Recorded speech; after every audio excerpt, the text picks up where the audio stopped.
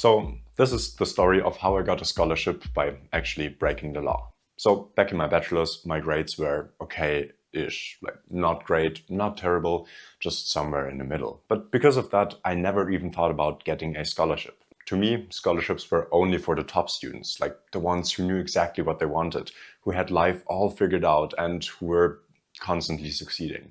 And well, yeah, that just wasn't me. So I never researched scholarships, never applied. I didn't even consider it for a second. It felt more like something for someone else, not for me. Back then, I used to run a lot.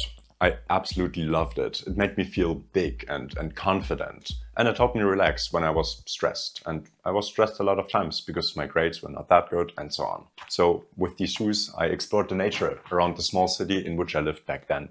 Just go wherever my feet took me. So one day I went running with a friend. We decided to take a different route than usual through fields and farmland. It was hot, like really hot.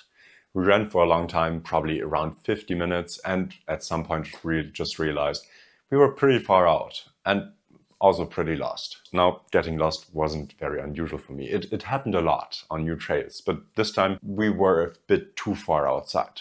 We knew we wouldn't be able to run the whole way back, so we were looking for a place where we could rest. And that is when we saw it. A bunch of trees next to a big house. And because we were desperate for some shade, we ran towards them. But as we got closer, we noticed something. A sign on each side of the way, so big that you would see it immediately. Bright red and very clear. Private property, entry prohibited. And at first, we obviously stopped. We weren't about to break any rules just for a few trees. But then we saw the pond. So in between all of these trees that we came for, where it was shady, there was this small, peaceful looking pond. Just beautiful, surrounded by trees, surrounded by green grass. And at that point, it wasn't just even about resting anymore. It just looked like an oasis to us. All around us were flat and open fields. The sun was beating down like it was trying to cook everything that was in its way. We then stood in front of that sign for a while, just waiting, thinking, debating. It was early afternoon, so surely no one would be home, right? We told ourselves, it's just 5 minutes, come on. It won't hurt anyone. So we pretended to not see the signs and just walked right past them to lay down in the grass. And yes, we knew it was trespassing. There was a sign, obviously. But the shade cooled us down. The grass felt soft. It was just peaceful. Just 5 minutes. That's all we need. And then we'll move on. But after 20, we were still there. And by then, we kind of felt safe. Until we heard a voice. Hey, excuse me? We froze. A deep male voice behind us. We turned around and saw a tall man in his 50s walking towards us. And let me tell you, he did not look happy. He asked what we were doing. We tried to play it cool, said we were just resting. Asked him why he was asking us. Isn't it obvious? And I felt just so guilty. He told us it was private property. We said we didn't notice the sign, which was obviously a lie because it was very, very visible. But we explained we were out running, got tired and just wanted to rest a bit. And we went to the lake. And then something shifted in him. He looked down at our running clothes and his voice softened. I get it, he said. Apparently, regularly, young people had come to the pond before and just left trash behind.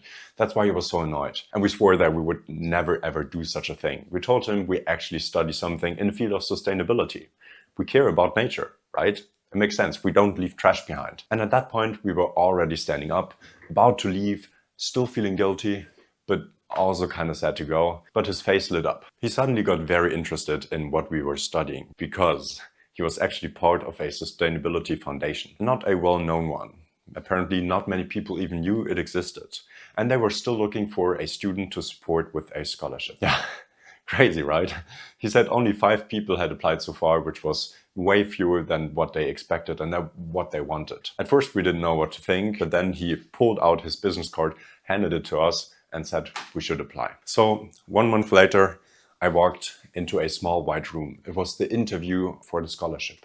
3 people from the foundation sitting across from me. Even though my grades were not great, they apparently had liked my application. I had spent a lot of time on it. I did research, thought deeply about how to make it personal and relevant and really make a good impression and learned a lot in the process. They told me eventually that more than 30 more people ended up applying, but something in my writing had stood out to them. So then we talked for about half an hour. Luckily, I had prepared for most of their questions. Just by random guessing, doing a lot of research and thinking about what questions they will ask me. And for the ones that I didn't expect and for the ones I didn't prepare for, I had a strategy. So anyway, 1 week later, I got an email. They were going to support me, giving me a scholarship for 2 full years. That's insane. I never had a scholarship before that. So yeah, I guess I got my first scholarship by trespassing. And don't say, Marcus recommended trespassing, because I absolutely don't. But if I hadn't ignored that sign, I would have never met that man. I would have never heard of that foundation, never even believed that I could get a scholarship. But since then, I've done a ton of research on scholarships. I now know how to find them. I know how to write strong applications and how to spot scholarships where your chances are actually realistic to get in. And since then, I got a bunch more scholarships. But none of that would have happened without that one story. So should I make content about scholarships, how to find them, write a strong application, even if your grades aren't perfect? Let me know in the comments. The craziest part is that even though the man gave me his business card, literally, he gave it to me. And even then, still, I was thinking, that's not for me. And turns out sometimes you need to break a rule or at least a false belief that you've held about yourself to open doors that you didn't even know existed. So whatever you're doing, I'm rooting for you. Open new doors, keep growing.